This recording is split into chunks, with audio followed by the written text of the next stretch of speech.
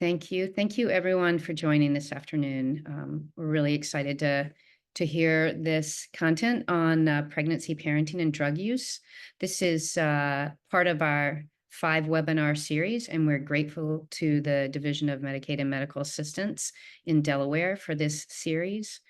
I would like you to ask, because we'd like to kind of know who's in the room. We wish we had time to have everyone introduce themselves, but in the spirit of that, if you could just put your name and role and affiliation so we have a sense of who's joined us today, that would be great.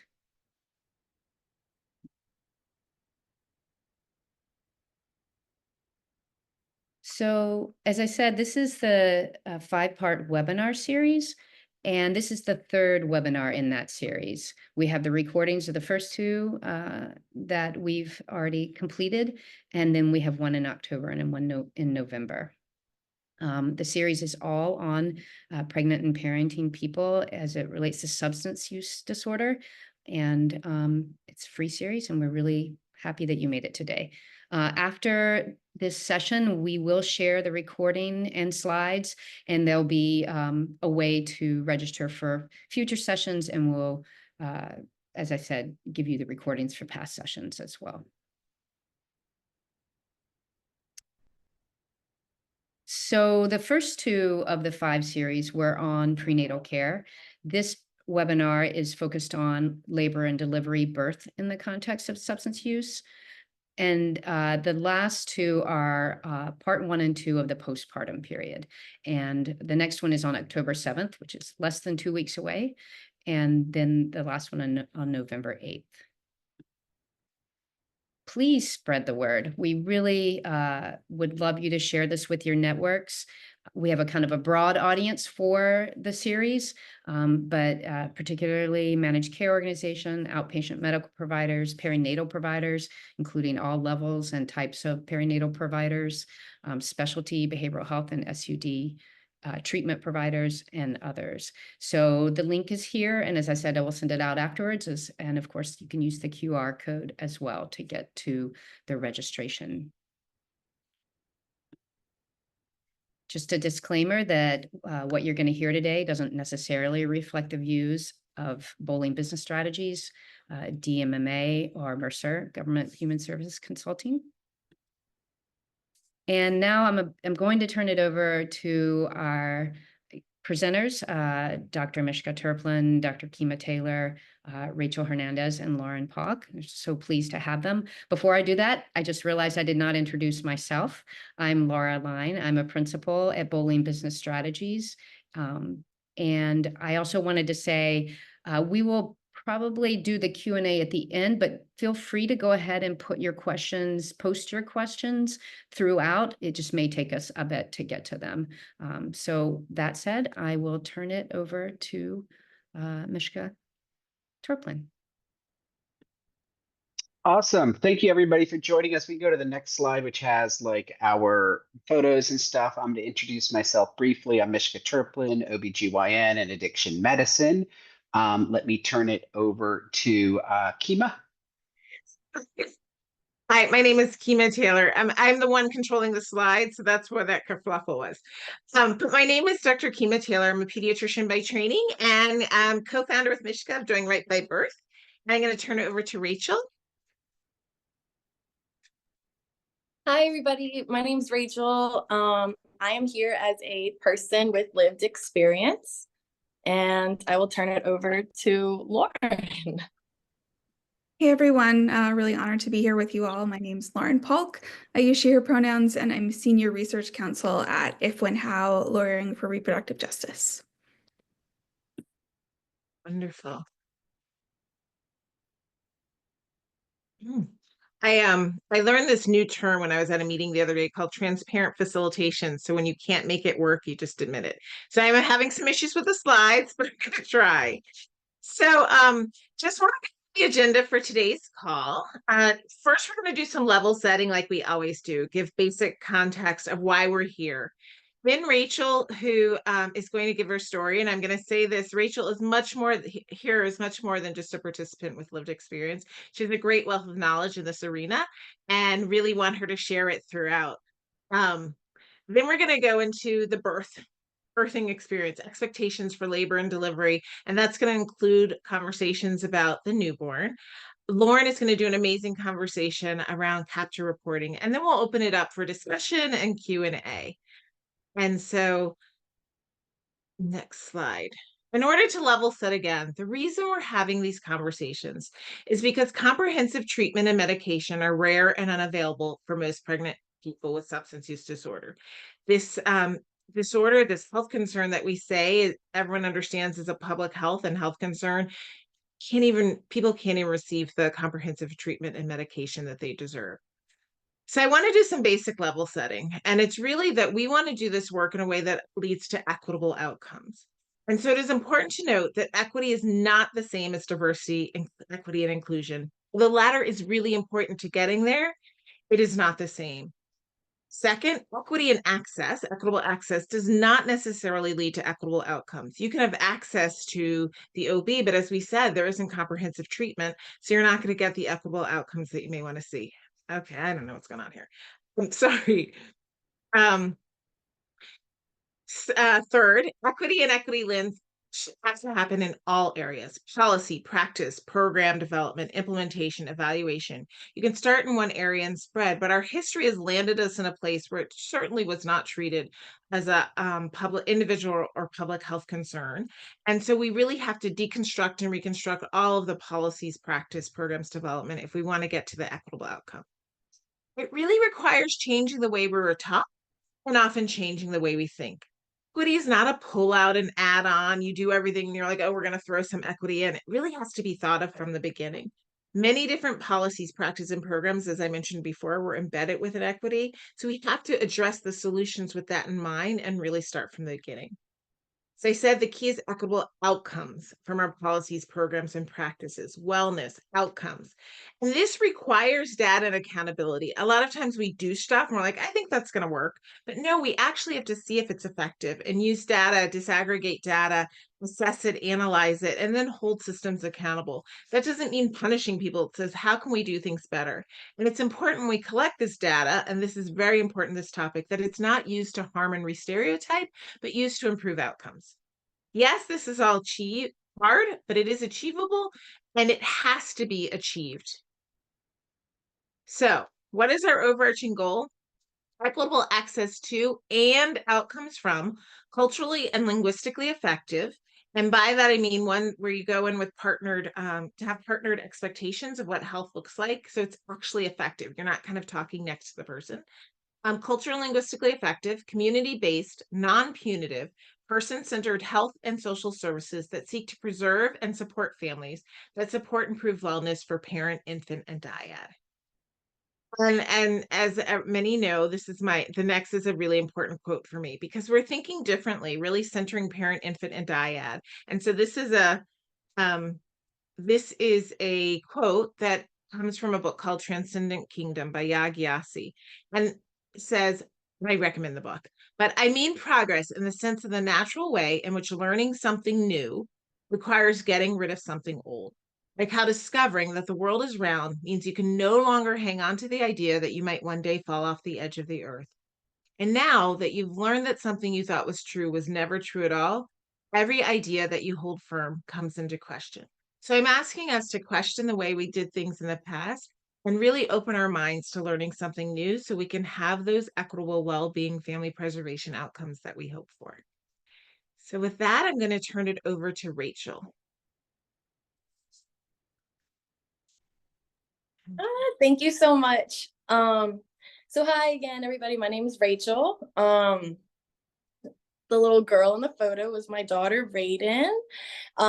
She's about to be 4 years old in December, but I guess to start it off, I'd just like to say I'm a 29-year-old single mother, grateful, recovering addict. Though my drug of choice was IV heroin, and I struggled with my addiction for about 8 years to take it back a little bit. So I first started doing heroin when I was 18 years old.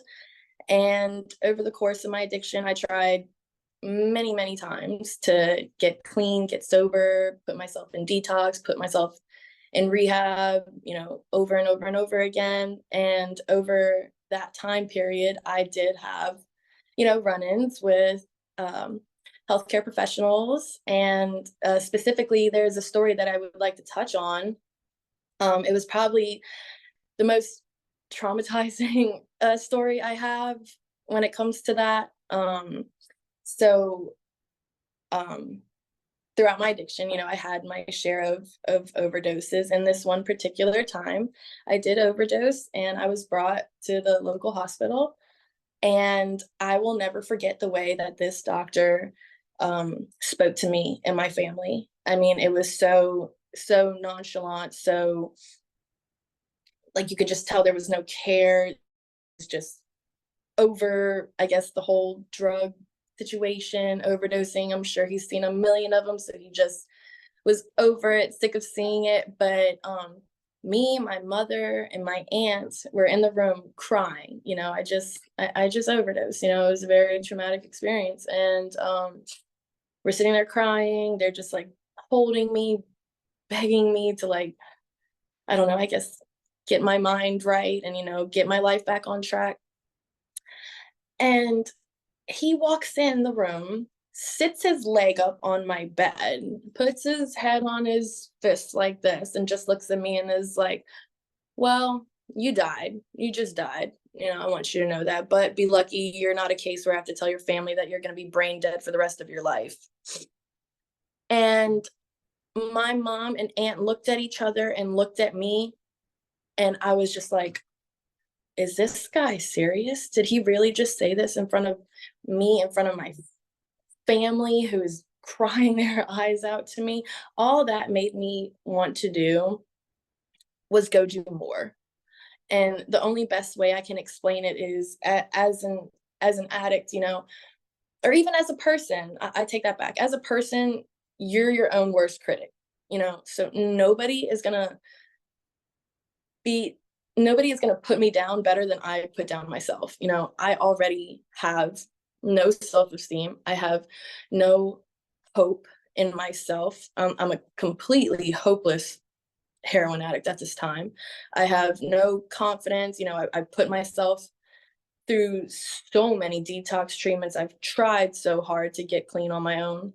It hasn't worked. So I got to the point where I just accepted I'm dying a heroin addict. I accepted that. I knew that's how I was going to die. I was either going to die with an overdose, I was going to die in jail, or something along those lines. I accepted that. And that's where I was. And for you to come in there and tell me that I should be grateful I'm not brain dead. Like, I already obviously don't care that I die. I'm at that point. But for you to say that in front of my family, my mother, my aunt, me, it was just like, it was so insulting. And so I just felt so disrespected and just like kind of like the scum of the earth. Like, oh, I'm just like another addict to him. He doesn't even care. This is how I feel. And yeah, left that day, and the next day went and got more, which I'm not saying was on him, but like all that made me do was want to go home and do the biggest shot ever. I'm sorry to put it in those terms, but that's just the only way I can say it. But that's probably the most negative impact that I've had from a healthcare professional, and I'll never forget that. My mom will never forget that. My aunt will never forget that. But I'm extremely grateful to be here today. And I'd like to move on to the best experience I've ever had from a healthcare professional, and that is my birth. So back in April 2020, I found out that I was pregnant with my daughter. And I did continue to do the heroin, but I tried to detox myself off. I bought Subutex off the street, and I was trying to like clean myself up on my own. It wasn't working out. I would do it, then not, then do it, then not. It was a struggle for sure. But ended up getting arrested, and the jail ended up bringing me to my first ever doctor's appointment. And I was already like mentally preparing myself for the judgment and stigma that I was about to receive from these healthcare professionals, because here I am in a black and white striped jumpsuit, orange flip-flops, handcuffs, 2 deputy escorts, and I'm like, all right, let's get this over with. I can already picture how I'm about to be looked at. So we're waiting in the room, and this doctor walked in, and he had just the biggest smile on his face. He's like, hi, how are you doing? I'm Dr. So-and-so, introduces himself, sits down next to me, is looking me like, sits down, gets to my level, really made me feel normal, which was something I had not felt in a very long time. And he made me feel very comfortable. And that immediately told me, okay, I can open up to this doctor. Like, I don't feel like I have to hide anything because I feel zero judgment from him. And it went very, very well. And I continued to go back to that doctor in that hospital even after being released from jail because I loved him so much. Like, my mom was like, why don't we go to a closer hospital? And I was like, no, I'm going to see this doctor. I am delivering at this hospital, like, no questions asked. And so on December 11th, I ended up going into labor, and everything went very smooth. I had a very smooth labor and delivery. Everything went well. Raiden did have to detox in the hospital. We had to stay there for about a week.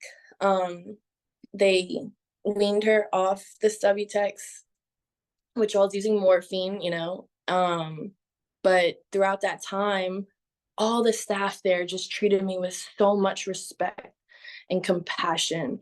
And to this day, like, when I think about it, it makes me want to cry, because being in such a vulnerable place at that time where I didn't even believe in myself, and seeing these people who don't even know me believe in me and give me encouragement and show how much like hope they had in me, it just it meant so much. And I'll never forget that. There was one night Raiden was going through probably the worst night of her withdrawals, and I'm watching my newborn baby withdrawal and go through detox, and I was crying. I was screaming, crying, watching her. And this nurse sat on my bed and let me cry on her shoulder. And basically just held me and told me it's going to be okay, and told me, this is my time. This is like, she's saving me, all this stuff. And she just sat there with me and held me. And I'll never forget that. To this day, I still talk to people from this hospital, and I'll never forget the love and care and respect and non-judgmental or judgment-free zone that they put me in. They made me feel safe, and they made me feel important and normal. And I value that so much. And if it had been any other way, I probably wouldn't have gone back to that hospital. I would have rather given birth in the local park by myself if I got treated any differently. If I was in a place where they were judging me or making me feel even worse about myself, I would have rather just gave birth by myself alone than put myself in a position to feel that kind of discrimination and stigma. But yeah, that hospital, I'm so grateful that that's my experience. And everything's going really, really well today. I still work with that hospital as a patient advisor / patient partner. I'm really close with the director of labor and delivery. Like, I go to her house and eat dinner. I mean, we are very, very close. I'm super grateful for them. But yeah, that's my birthing story. And I hope that reached people and just kind of shed a light on how treating a patient can really go a long way, so much further than you think it could ever. Thank you so much, Rachel. And we'll pass You're it. welcome. Yeah, Rachel, thank you.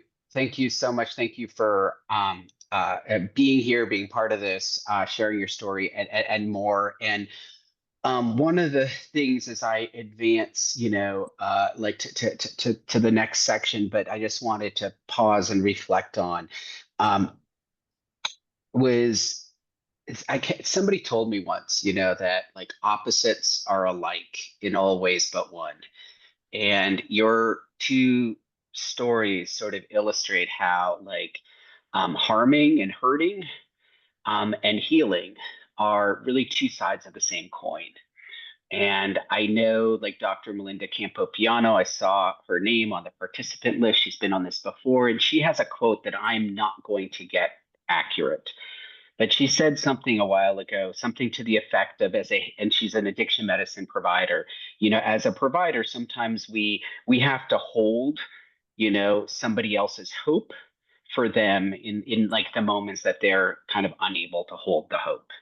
And that's what I heard in some of this, the vulnerability, but also like the power of compassion, respect, and treating people as people. So thank you. Yeah, thank you. I'm so grateful to be here. Thank you. So I wanted to just review briefly what we've touched on before through two different lenses. So we've talked, the first two sessions were about prenatal care and pulling out some of the higher level takeaways. The first really relates to treatment. The treatment of substance use disorder improves birth outcomes, and that reflects core principles of prenatal care, that we optimize maternal health and newborn health through the chronic management of chronic disease management in pregnancy. The second sort of high level takeaway related to assessment, in particular to screening, but there's some role perhaps for testing. And as we transition to talking about the birthing hospitalization, the same principles and practices related to assessment of behavioral health conditions apply during the birthing hospitalization as they apply during prenatal care. And that is that drug testing should really be utilized for clinical indications only and in the context of explicit written consent, which rests upon patient right of refusal. And that refusing a drug test does not alter the clinical care that follows afterwards. But that what's really recommended is screening with a validated instrument, ideally also not just following consent, but asking permission first. And this is, can I ask you some questions about smoking, drinking, and other drugs? And then only if the person says yes do you follow. And the reason, for this sort of assessment that's person-centered and evidence-based, i.e. using a validated screening tool rather than, a drug test that's subject to false positives and misinterpretation, is that it allows us to identify people who might have untreated use disorder that we can, initiate treatment of during the birthing hospitalization. So most of this talk actually is going to relate to the, management of people with treated opioid use disorder during the birthing hospitalization. But we need to recognize that there's many people who present really for the first time for care or or are identified for the first time with untreated use disorder. And this really, people are legitimately terrified of birth. All people can be, worried about the pain of the birthing process. And I think when we identify people with untreated use disorder, it's important to, provide that respectful, human-centered care, taking a comprehensive history, looking to see whether or not they're in withdrawal, and medications for opioid use disorder can be initiated really at any time during the birthing hospitalization. One does not need to wait until after birth to initiate medications. During the birthing hospitalization, people with opioid use disorder have between 3.5 and 4.5 times the odds of mortality. And this is complex and relates not just to drugs, but also to discrimination and perhaps to other levels of other reasons of care. But opioid use disorder in and of itself increases the odds of mortality during the birthing hospitalization.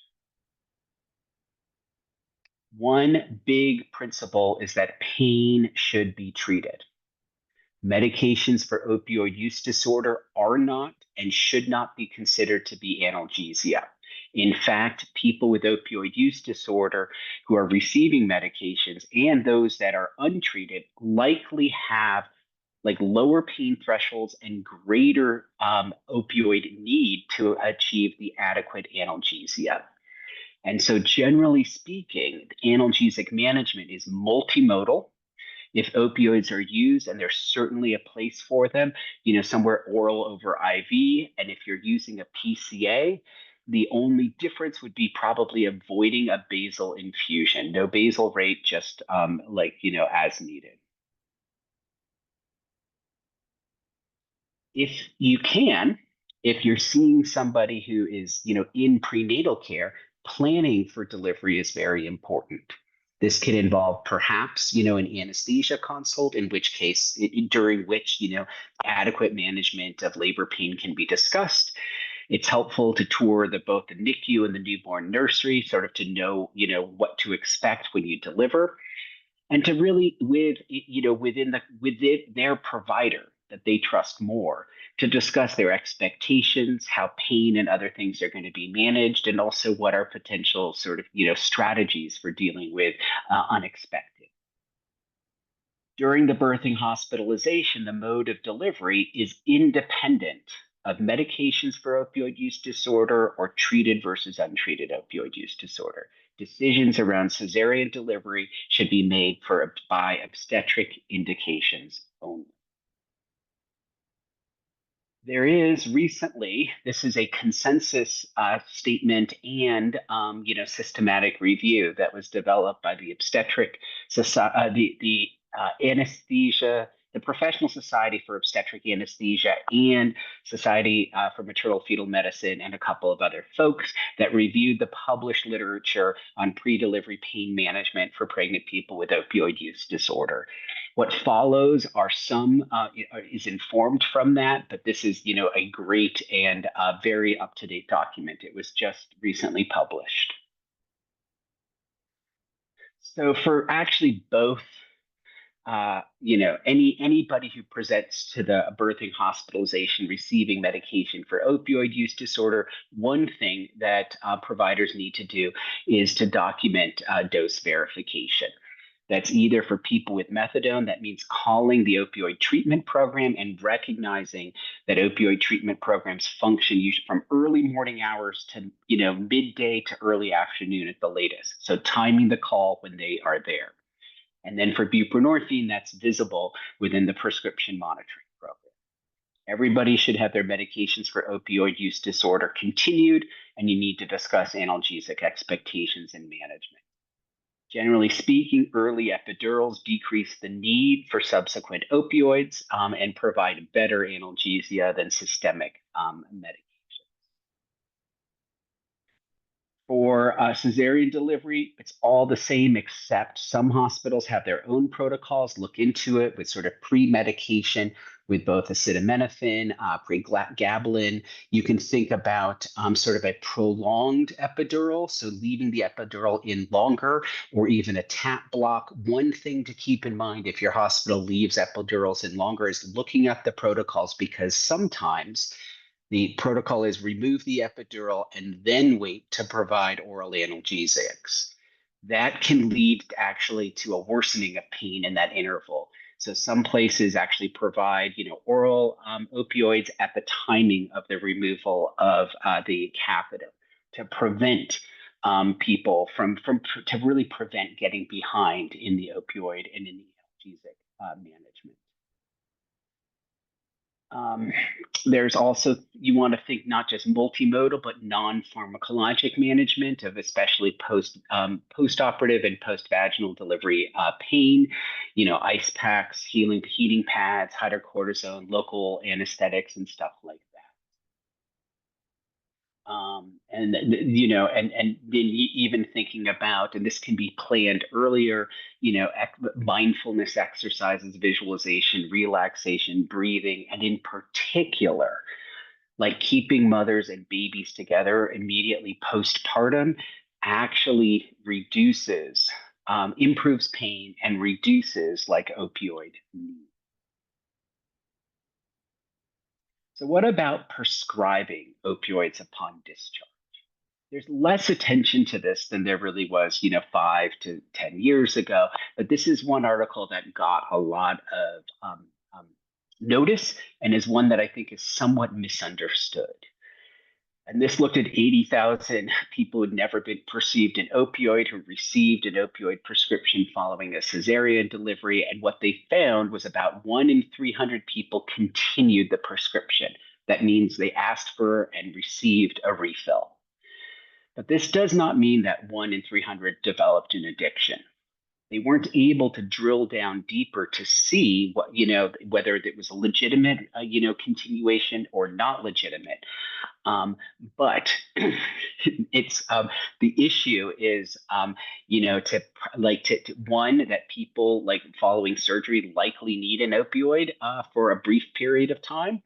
2, some people might need it for longer. And 3, prescribing proper dose with short-term follow-up and, continual assessment is really what's needed. And blanket sort of non-prescribing or cessation of prescribing protocols might end up, harming people by undertreating their pain, which can have like all sorts of consequences. Finally, we have to remember naloxone. I would say anybody who's, almost everybody should be asked, do they want naloxone? And ideally, we have systems where people have to opt out of getting it. But certainly people with opioid use disorder, treated or untreated, anyone who's at risk of sort of witnessing an overdose should have naloxone. The problem is that most people actually aren't getting it. And this is one article on the right from Cook County Hospital in Chicago, where amongst the people identified with an opioid use disorder, less than a third left the hospital with a prescription for naloxone. And we know, and we'll talk more about this, but overdose is one of the leading causes of maternal death in the postpartum period. Naloxone is safe and effective in preventing overdose deaths, and we can really do a lot more to get more naloxone into people's hands following the hospital discharge. So with that, I'm turning this over to Kima to continue. Thank you. Thank you. So now we're going to shift a little bit over to the newborn and really talk about comprehensive newborn care and assessment. First, I want to go over some terms, and I think, well, I know that people use a lot of these terms interchangeably. I'm not going to tell you what your hospital uses, but I think it is important to understand when someone says NAS or NOWS or whatever, what they mean.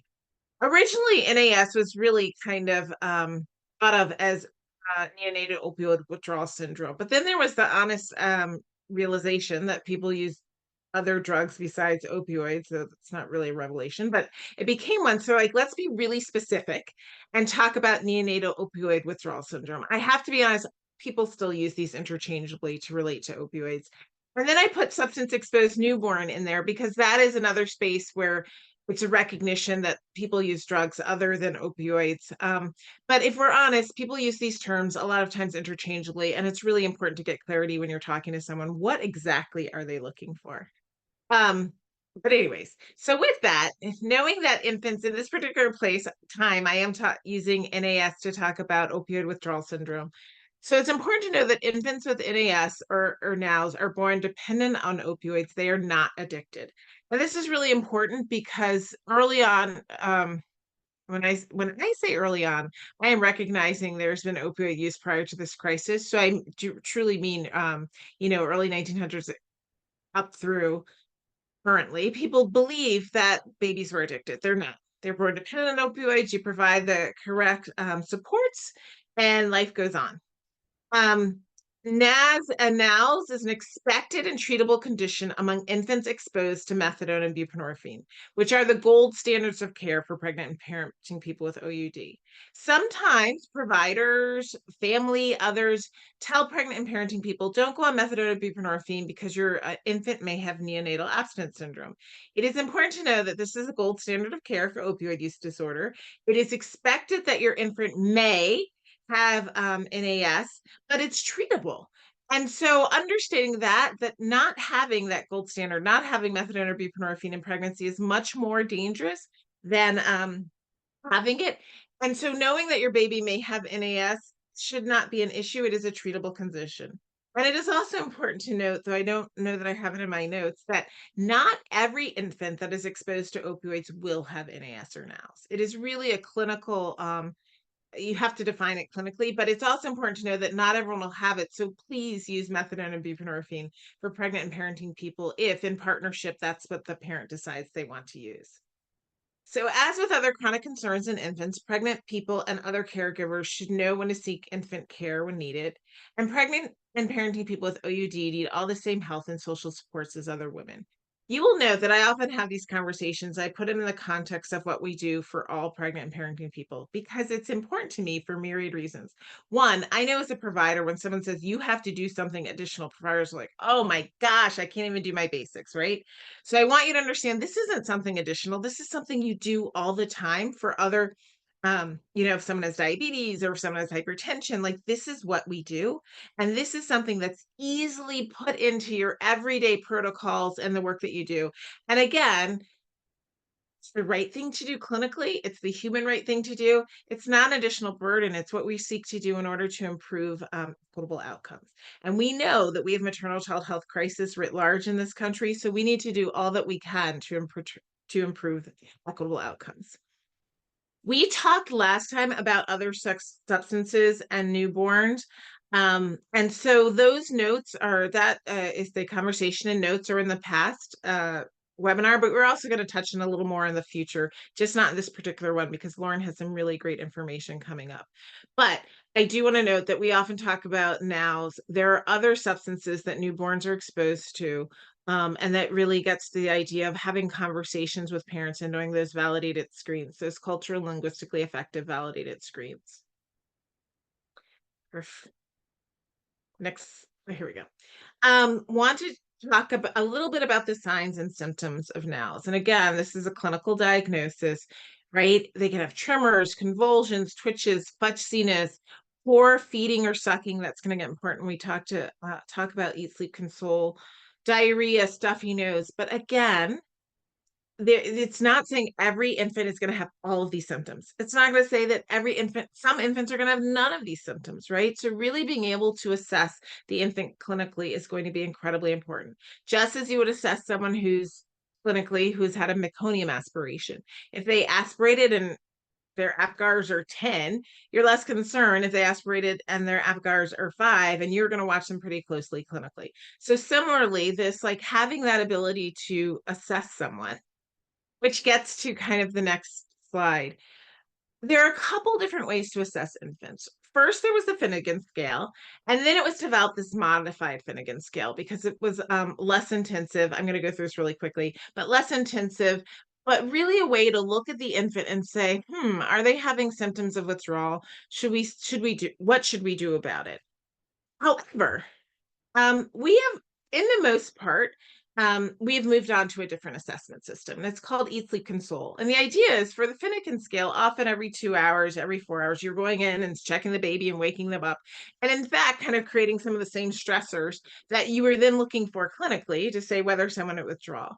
This different way of looking at things, Eat, Sleep, and Console, is really, again, how do parents parent? And can the parent be medication, treatment for the child's well-being? Yes. And so in the course of assessing the infant, and I'm going to give you some non-pharmacological interventions, but in assessing the infant, you assess them along the lines of eating. If they're poor eating due to NAS symptoms, again, that difficulty sucking or are they not eating every couple of hours? If they're a bottle or breastfed. And we will talk about breastfeeding again in the next session. Infants who are on parents who use methadone or buprenorphine, if there are no other contraindications, can breastfeed should the parents choose to do that. Sleeping. Are they sleeping less than 1 hour due to their NAS symptoms? Are they hard to console, unable to console within 10 minutes? And some, there's a spectrum of console with a little bit of support, with some support, with a lot of support. And that's a way to get a sense of whether the infant is experiencing withdrawal or not. It really goes along with things we look at Also, again, it's not an additional thing. It's a thing we look at to make sure infants are well. You know, if a baby has, we think, oh, maybe they have sepsis, you're looking, they're eating, they're sleeping, they're consoling. We're not asking you, again, to do an additional. We're asking you to do what's needed to ensure positive outcomes for infant, parent, and dyad. So you assess the infant and you're like, I think they are going through some withdrawal. It isn't back in the day. I graduated med school 30 some years ago. Every infant went to the NICU. This does not, ACS does not require every infant to go to the NICU. And in the recommendation is actually that the infant sleep in. And so providing those non-pharmacological interventions first can really reduce the incidence and severity of NAS. Also has the kind of positive aspect that it improves bonding, and the parents really psyched they get to see their new infant, so it has that positive aspect as well. Really, those non-pharmacological interventions are gentle handling, swaddling, rooming in after delivery. And apparently I really felt that because I mentioned it twice. And that's kind of the norm now. You know, you don't really see those big rooms with infants. So rooming in after delivery, like with all infants, skin to skin contact, having a low stimulation environment, a quiet, dim room, pacifiers, breastfeeding is desired, and educating all the caregivers. As I mentioned, we are going to talk about breastfeeding. I say breastfeeding is desired. If parents want to breastfeed, oftentimes breastfeeding is hard. It was hard for me. I'll use I language. It was hard. So if someone needs support, making sure that folks get the lactation consultant that they need in order to improve outcomes along with the breastfeeding. And a friend of mine was just talking about how she was vilified. She couldn't make enough breast milk. And so people were like, oh my gosh, you're not going to breastfeed? No.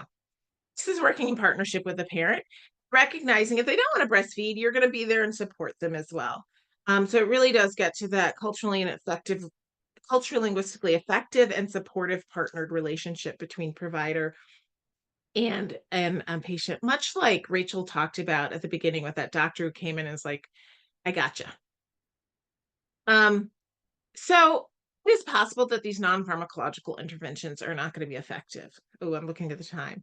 So if they are not effective, there are pharmacological interventions, but it has been noted that Eat, Sleep, Console decreases the need for these often, and often decreases the length of stay, even if folks do need these pharmacological interventions.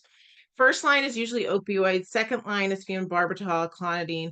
And it's important to note that sometimes people have this instinct that maybe we'll give naloxone. Don't do that.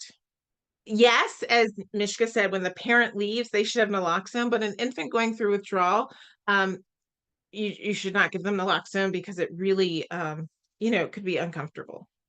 Probably. And lastly, I think this is my last slide before we get to the CAPTA. It's a discharge checklist for infants with opioid exposure from the AAP. And the AAP, like other professional organizations, do not believe in punitive responses for pregnant parenting people who use drugs, and have a lot of resources on their website. I kind of whipped through the medications that you could give. They have detailed information about how much, what you should look for, etc. But I put this discharge list because people often want to know, well, if you don't send them to the NICU and you don't have someone looking at them, when can you discharge? I'm sorry, hold on. I don't know what is wrong with me. Hold on. Okay, here we go. And this is some information that they recommend, the discharge checklist for infants with opioid exposure. And it is important for the parent, their parent's partner, should they have one, parent's family as they define it, also understand what to look for, because often, I don't care if you're a pregnant parenting person who uses drugs or not, you are exhausted. And as many people that can hear that message as possible to remind you when you have those moments of waking up, it's going to be really helpful because every parent is nervous. Again, I'll use I language. I was very nervous bringing home the newborn infant, and many of the people I know who have had children are as well. And so you want to know what to expect. And so creating protocols and discharge checklists that you can send home with folks is incredibly important. And again, I would just like to note that much of this is what is done for any infant coming home, and to keep that in mind and integrate it in all the other messages you're giving, like what to do with a fever, what to do if your infant, stools every 2 hours. That's normal. But really having an understanding that this is part of just well child care. So I'm going to pass this on to Lauren, who is going to do an incredible presentation around mandatory reporting, because we know that this is something that is really people always ask about and should know about. And so we've brought in an expert. So Lauren, I pass it to you. Thank you so much. So I just wanted to start with sharing a little bit about my organization so that you know where I'm coming from and what context I'm bringing to this discussion.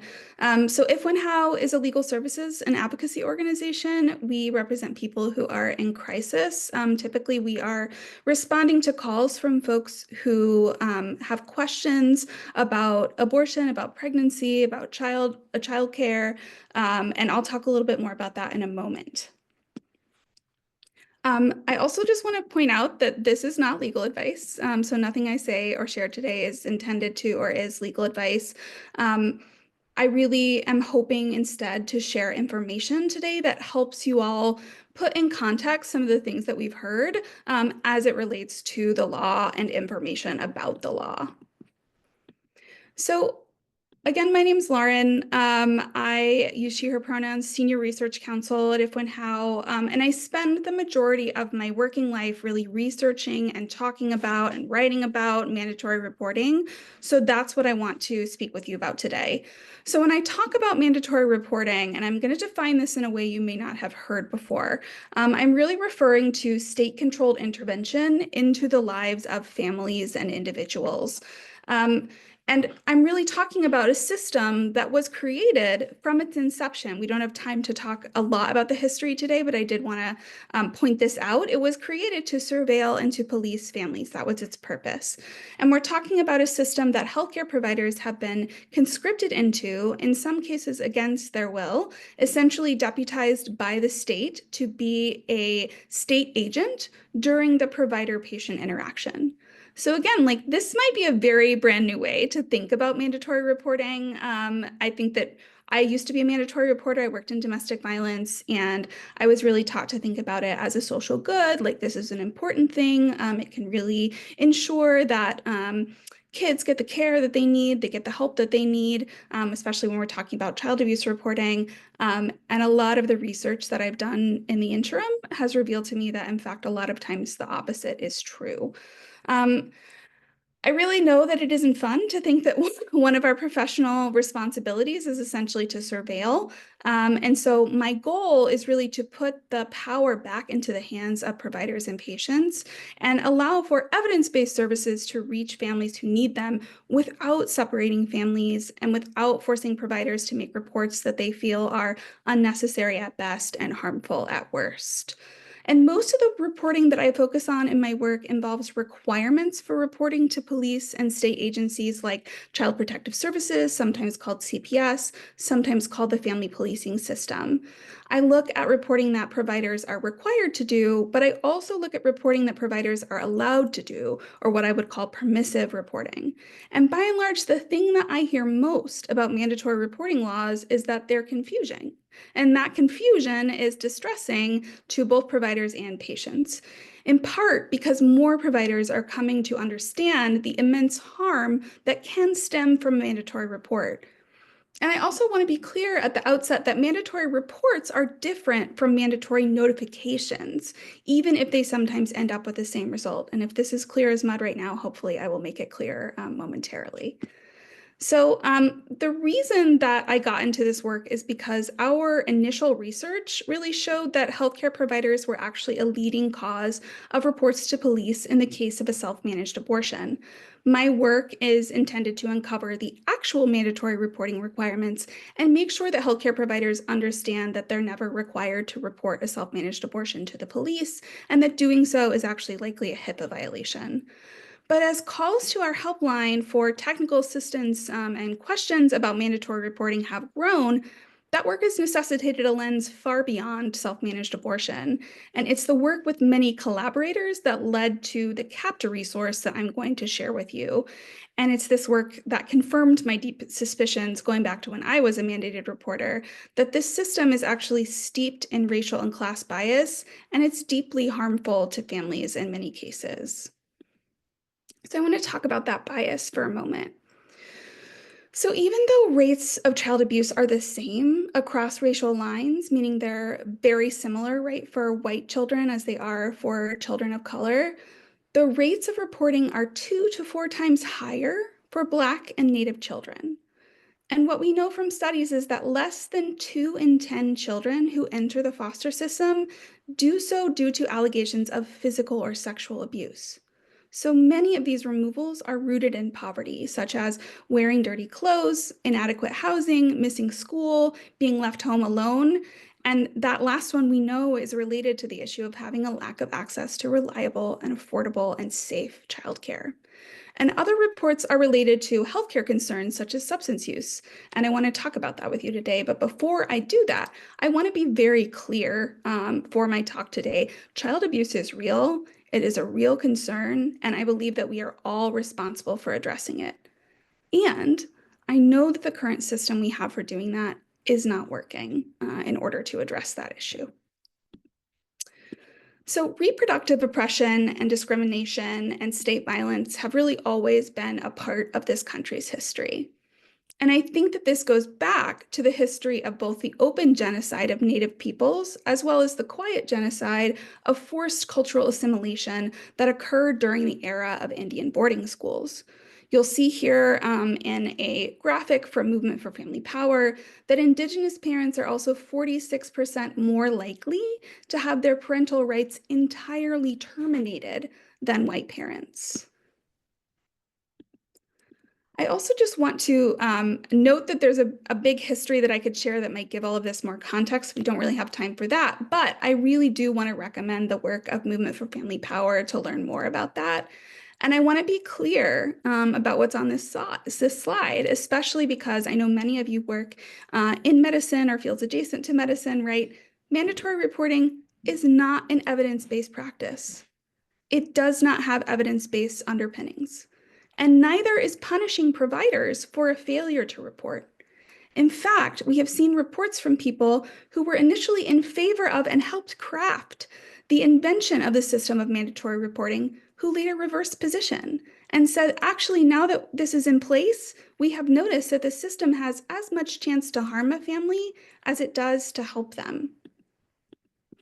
So now that we have a better understanding of some of the realities of mandatory reporting, I want to talk about substance use. So as other folks have really revealed, a drug test reveals next to nothing about whether or not someone is able to safely parent their child. It reveals nothing about the parent's love for that child. It reveals nothing about that person's character. And yet, we also know that healthcare provider reports of infants to CPS have increased substantially over the last decade. And shout out to Mishka for this research. So drug use has not increased at even close to the same rate in the general population over the last decade. So what is going on?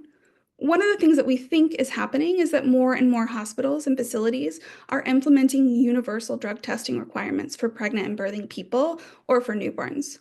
And though in some cases this practice, I think folks would combat inequities, hospitals have seen that the system of drug testing and reporting is actually entrenching those inequities.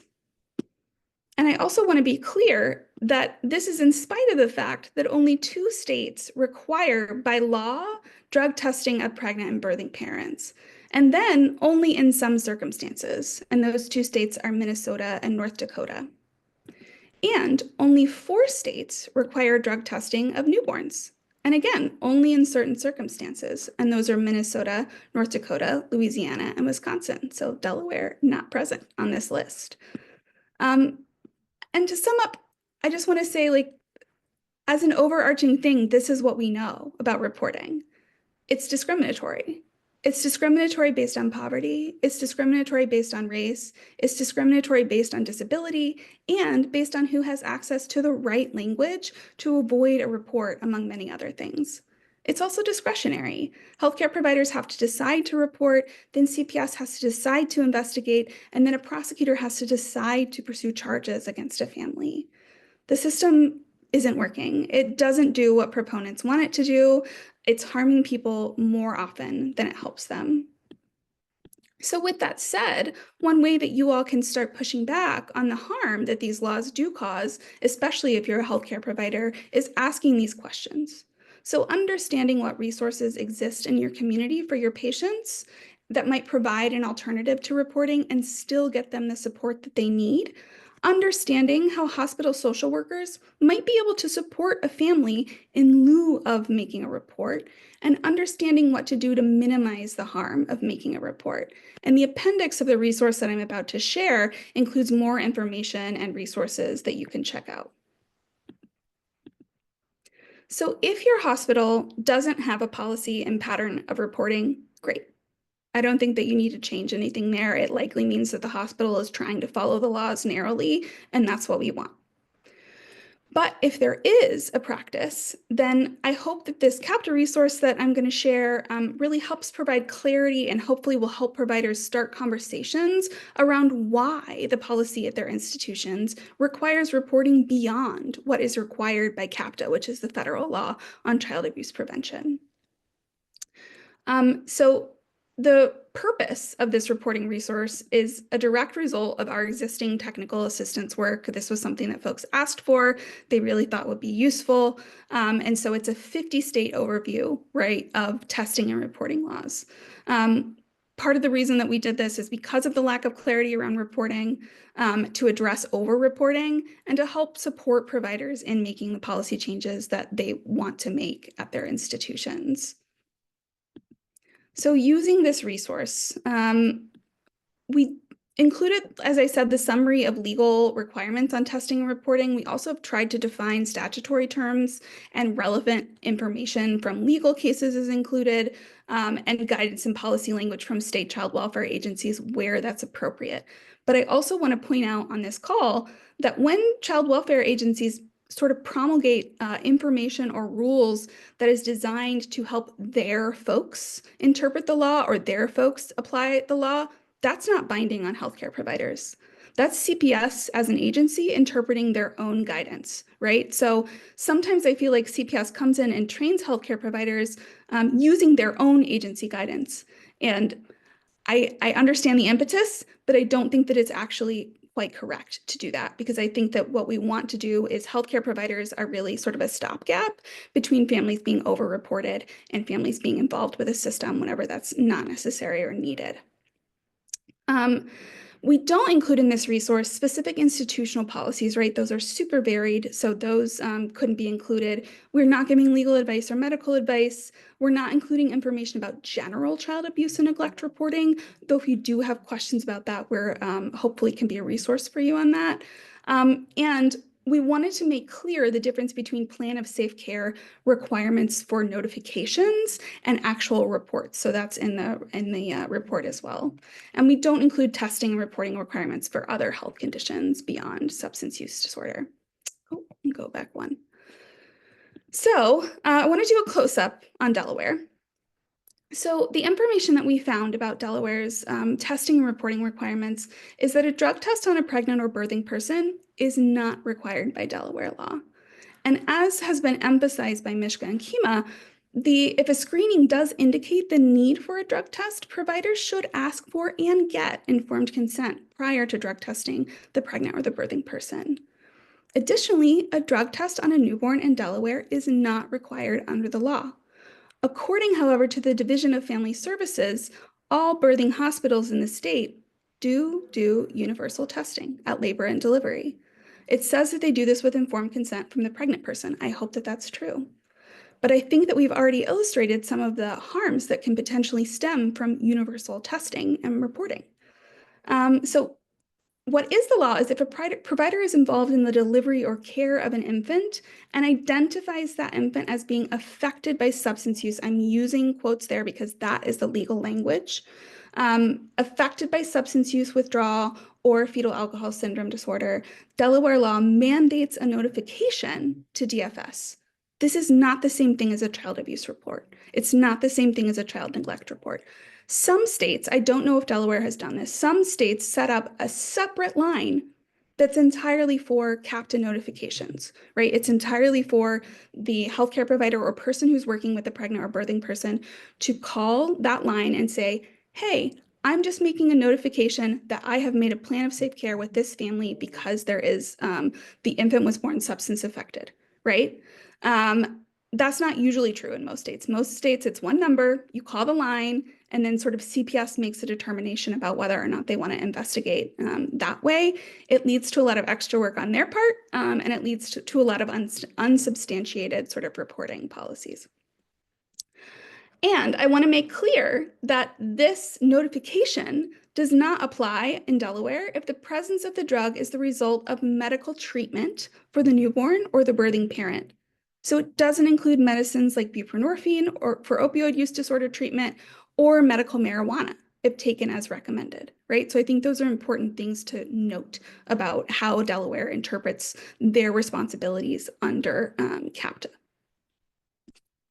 So I know that was a lot. I did want to note that we're available for technical assistance. If you have questions about anything that I said today, we're going to make sure and share the resource itself with you so that you can really dive into Delaware's law and look at it and make sure that you don't have questions there. We have a technical assistance form. You can fill that out. You'll probably get me or my colleague, Rebecca, and we'll talk to you about any questions that you might have. I also briefly want to shout out our Repro Legal Helpline and Repro Defense Fund. So the helpline is legal services for your reproductive life, right? Like we're providing free and confidential legal services for folks about abortion, about pregnancy loss, about birth. This line is typically for people who are seeking information about this for themselves. So we want healthcare providers to really fill out our technical assistance form, and that would be where you go, unless there's a patient emergency. Like say, for example, you have a situation where you're not sure if you're required to make a report. You can call us and we can give you some legal information, and we can also try and help you get to an attorney that can give you legal advice if you need that. And then our Repro Legal Defense Fund is it's an abortion and pregnancy defense fund. So essentially it funds bail and strong defenses for people who are facing legal trouble for having an abortion, for having a miscarriage, for having a stillbirth, or for having other pregnancy outcomes like what's going on in terms of substance use, right? And as I mentioned, we've gotten a real increase in calls to our helpline for folks who are purely looking for resources for family defense. So folks who have or are afraid they're going to have a CPS case and want legal help or assistance with that. So we're also available with that, even though we're still building it out. Please don't hesitate to call us about that. And that is all I have. I have lots more I could say. I know we have plenty of time for questions. So if we have time at the end, I might come back on and talk about things like what happens after a report gets made. Excellent. Thank you so much, Lauren. Laura, I think we can stop sharing the slides. Yeah. And let's, I invite everybody to put questions into the chat and we will answer them.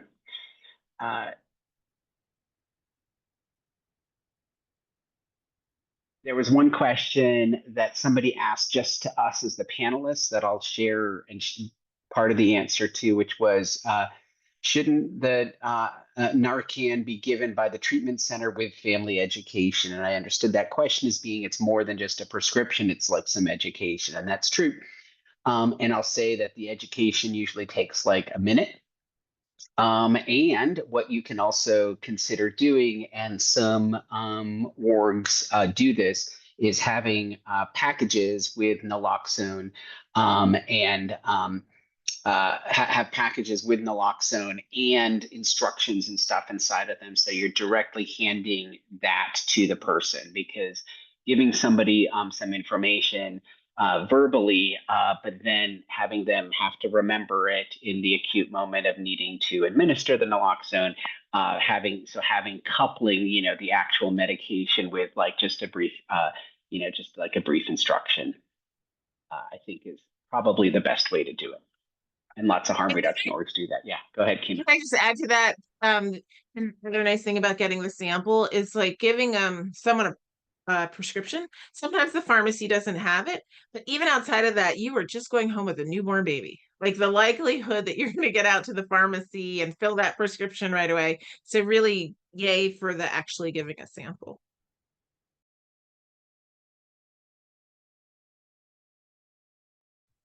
And for those of you who work in birthing hospitals, like I know of places that have tried to do this that have gotten resistance on, providing naloxone as discharge medication. But I also know of hospital systems that have been able to do that.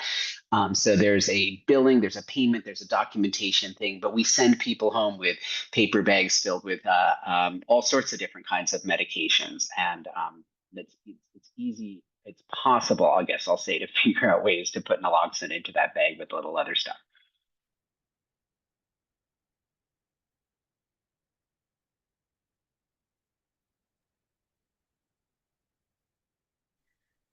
So I have, I was just going to say, I have a question. I think if you're not using the urine drug test as a way to determine substance use, which and you're using another kind of screen, what would you recommend? And this is a question for everyone, and Rachel included, if you have thoughts on what was useful for you. What kinds of things, how do you share that screen in a way that if the person says they have if they're using a substance or misusing a substance, that you can respond to that?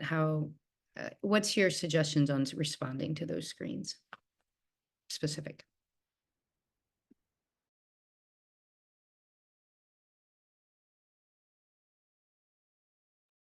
I guess I'd back up the question just a touch, right? So, and just to remind us why we screen. Like, we screen for lots of different things in order to triage people into, almost like categories of risk. Risk for, let's say, like a diagnosis. In this situation, risks for, perhaps meeting criteria for a substance use disorder. So not everybody needs to be screened. If somebody presents in treatment, receiving medications for opioid use disorder, they carry the diagnosis. Screening is just a waste of time. You might want to ask them about other substances or other use or things like that, but screening per se is not needed because you already have the diagnosis. Same with somebody who, presents perhaps like, with anyway, like, so, but then for those that you don't know, so the way I approach screening is first by asking permission. Ideally, this is embedded in all healthcare visits, right? Behavioral health is part of wellness. It should be part of all assessment. And so the first time we assess somebody shouldn't be during the birthing hospitalization unless they've not accessed care before then. And so I would preface it by asking permission. Is it okay if I ask you some questions about, smoking, drinking, and other drugs? And if they say no, I don't ask. I don't screen. All the work of behavioral health rests upon a strong therapeutic alliance, and asking somebody's permission and respecting what they say goes a long way in establishing that alliance. And in prenatal care, like, we see people back over and over and over again. It's not a one moment. And so like that, you can revisit the screening question, the next time. Then, so if somebody screens positive, that doesn't categorically mean they have a use disorder.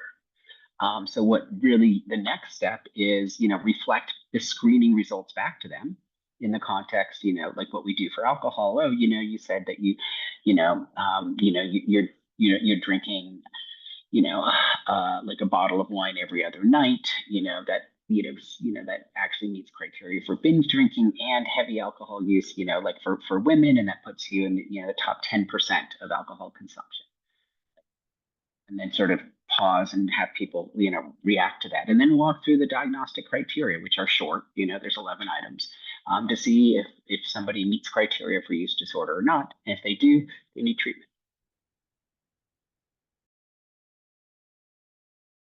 You have a question in the chat. If someone declines screening and/or testing, how do you manage the situation if their infant is showing signs of withdrawal?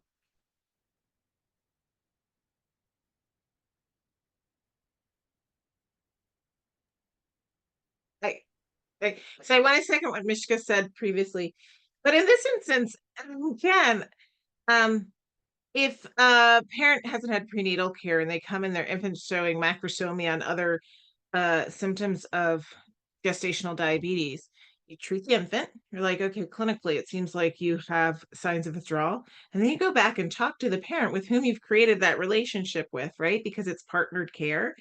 I think when I was younger, what happened is you're like, oh my gosh, and then they test the meconium, and then they're like, you were bad, right? No, you have a partnered relationship. You go back and it says, it seems like your child is having signs of opioid withdrawal.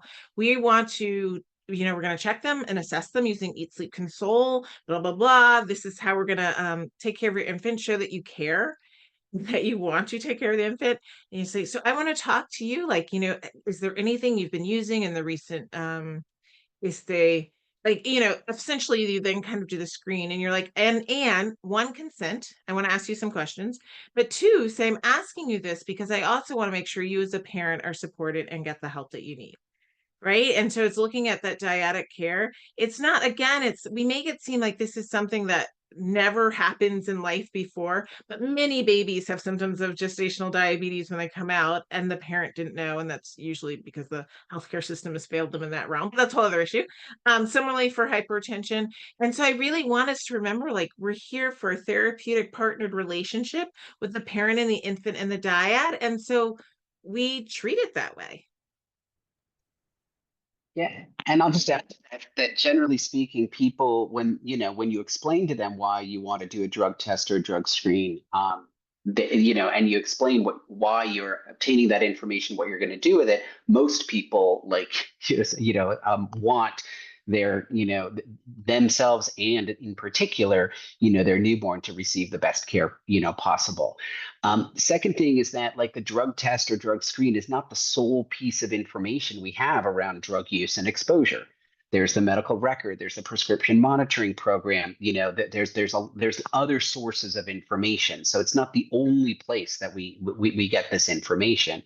And finally, for opioid use disorder, like the recent, or for neonatal abstinence syndrome, the most recent clinical definition does not rest on a drug test. A drug test can be part of it, but is not an essential, part of establishing the diagnosis.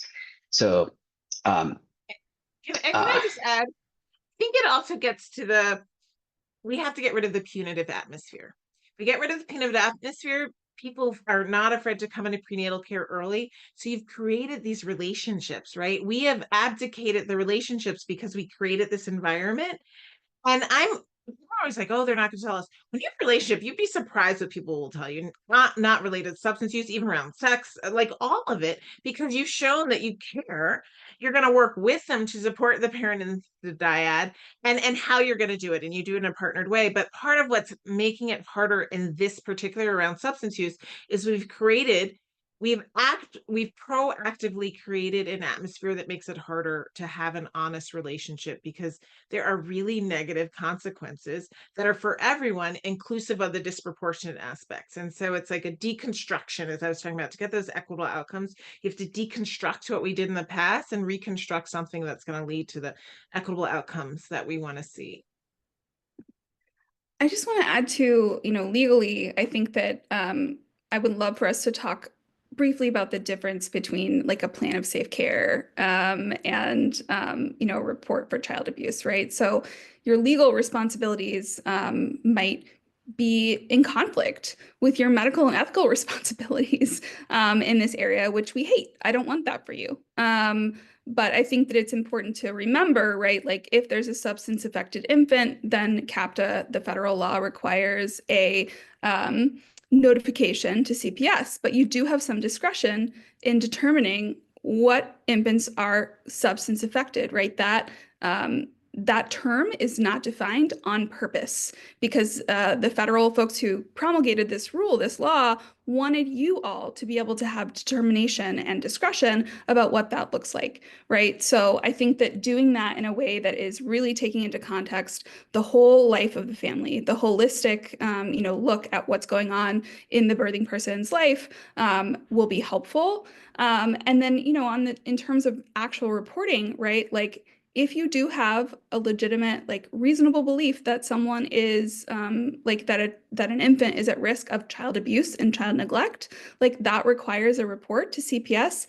And I really want folks to be sort of unpacking like what makes a suspicion happen, right? Because our suspicions are based on our biases, right? Suspicions are really a constellation of our experiences, our personal experiences up to that point. And I think I always use this example of like I might see a bruise on a child and expect or assume that they got it playing, and someone else might see the same bruise and suspect or assume that that child is being abused, right? Based on our context, based on our experiences. And so I think that it's important to remember when you're thinking about whether or not you have to involve CPS, all of these different constellations of things. Yeah, so I wonder, Mishka and Kima, if you want to talk about the plan of safe care and like how plans of safe care are sort of, we make a plan of safe care for everyone. And it doesn't really have to look that different when folks are using substances. I do. And I'm going to keep this short because I want Rachel to jump in as opposed to letting us blather on and on. So yes, safe care. And I don't have my little handout, but we had in my last webinar, but really it is something we do for all infants. And, Bright Futures, excuse me, has these handouts that we give every parent to make sure that we're being as safe as possible, whether it's, when kids are older, covering up your, covering up your sockets so your children, and this doesn't really happen as often as people think, but so the children don't stick their fingers into them. Some of these things that we know that are anticipatory guidance. And one thing that I think that often, so I don't want to think of plan of safe care. Again, this is something we do for that group, not for everyone. It's something we do for everyone. It may include other pieces depending on what some of your concerns are, whether it's someone who uses substances, someone who has postpartum depression, someone who has chronic diabetes. But it's something we know that parenting is hard. We know that everyone needs supports. We know that some people may have more supports built in than others based on where they live, who they are, their income, all of that. But we want to make sure everyone has the supports we need. And as I was saying before, knows when to come in when they have concerns. It's that, and not to sound like a broken record, but it really is that partnered relationship because you want what's best. It's not saying, I have this good friend who is long-termer in harm reduction, Reggie Gajaletti, and she says, harm reduction is meeting people where they are, but not leaving them there. And that's what this is very much about. It's like, what supports can you offer? Because and whether you've been a parent or not, just life, right? Life sometimes gets to the point where you need other people and you need help. And that's what we can offer with these plans of safe care that are broader than substance use disorder, but include some of those things I talked to you about on the AAP checklist and others. And that's something that is in keeping with what we do clinically. And so as Lauren was talking about that, not wanting to be police, I might have put words in her mouth, but to interpret it, that tug and pull with being the police versus the clinician, this is squarely in that clinician space in order to achieve improved outcomes and is a place where we should really thrive and learn to thrive. But Rachel. Yes, I love it. I love everything that y'all are saying. I love it so much. But big fan of harm reduction. Absolutely love it. So important. And definitely with the naloxone, big supporter of that as well. I can't even count how many times I've had to use naloxone on fellow addicts. So big supporter of that. But what you said about that relationship that you need to have between the patient and provider, that is such a big factor. That was a huge factor for me in my experience. And had they not made me feel so safe and comfortable and normal, I would have, well, for one, I would have lied. Like if you didn't make me feel safe and comfortable and you made me feel judged, I would have lied. Everything the whole time. I would have just said what I need to say to get out of there and never come back.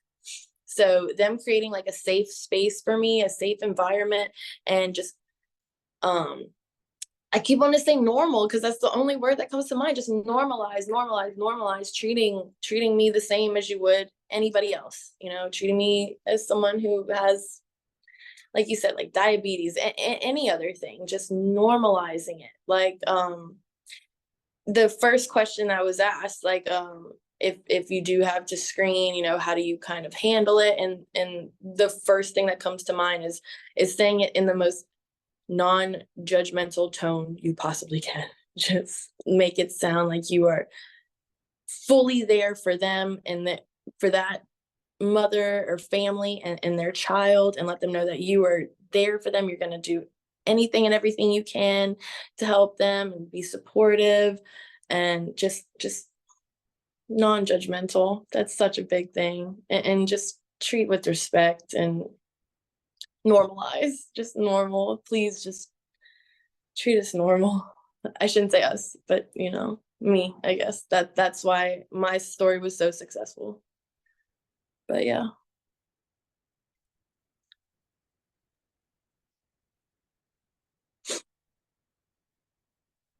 I do. Okay, I see Nancy, your comment in the chat. Well, we may not, but I do hope at another time you'll have the capacity to listen to Lauren talk about really what happens after your report, because I think I always use the analogy, if someone had heart issues and you send them to cardiologist, you follow up, you know exactly what happened because you're responsible when they come back from the cardiologist to ensure they're well. So I think it's important to deconstruct what happens after we send people to child welfare, because that's a place where, at least when I was seeing patients, you could send and never see the person again. And so you just assumed things were happening that weren't necessarily. But any comments in the recent JAMA article on higher rates of readmission for infants with NALS with higher incident of failure to thrive, traumatic brain injury, and skull fractures? I have a lot of thoughts. I know that Mishka is a real researcher, so I do research, but he's much more evidence form. But I do want to say a piece that well, I'll let Mishka go first.